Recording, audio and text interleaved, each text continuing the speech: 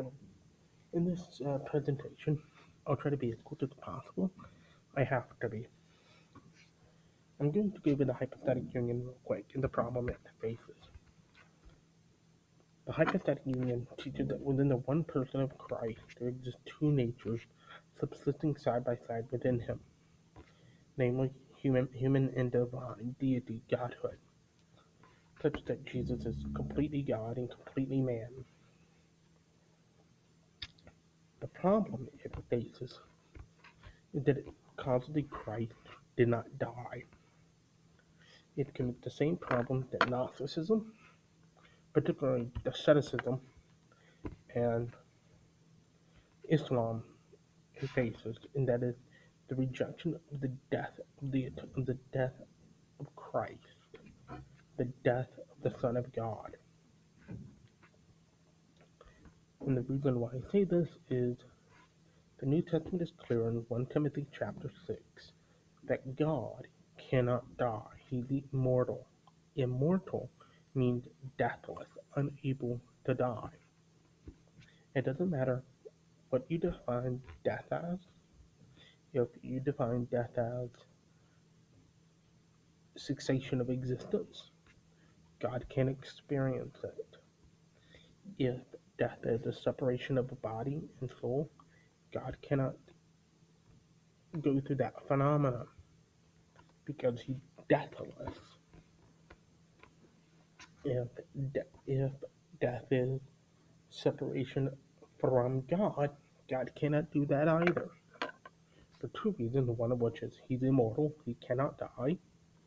And number two, for God to separate from God is to say that God ceases to exist, which is problematic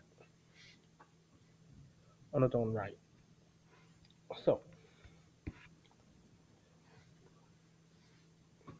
if, therefore, God became incarnate, took upon himself a second nature, and God cannot die, then God, which means that God cannot be separated from that body ever, which therefore means that the nature that he assumed cannot die either. At best, you can say within the only thing God can experience is a coma.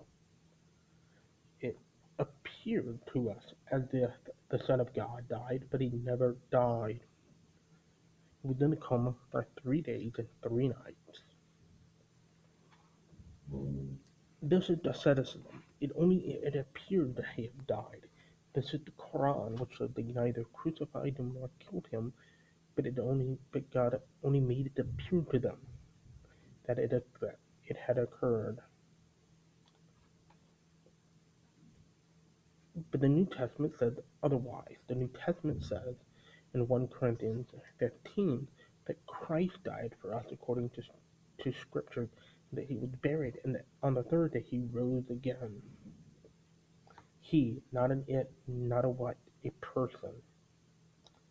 In Romans chapter 5, we're told that, quote, while we were still sinners, Christ died for us. That when we were enemies of God, we were reconciled to him through the death of his Son. So we're told explicitly that God's Son experienced death. For him to do that, God's Son cannot be God. He cannot be, at that time, immortal. Which means that Jesus can only be a mortal man. A man who was capable of dying and did die. And 3 days later, he rose from the dead.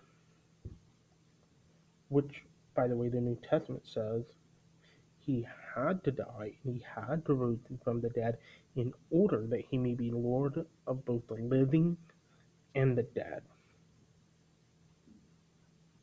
So yes, Christ is exalted, Christ is now immortal, according to 1 Corinthians 15, because that's what happened at the resurrection. That the mortal puts on immortality, and that Jesus is the firstborn of the many brethren.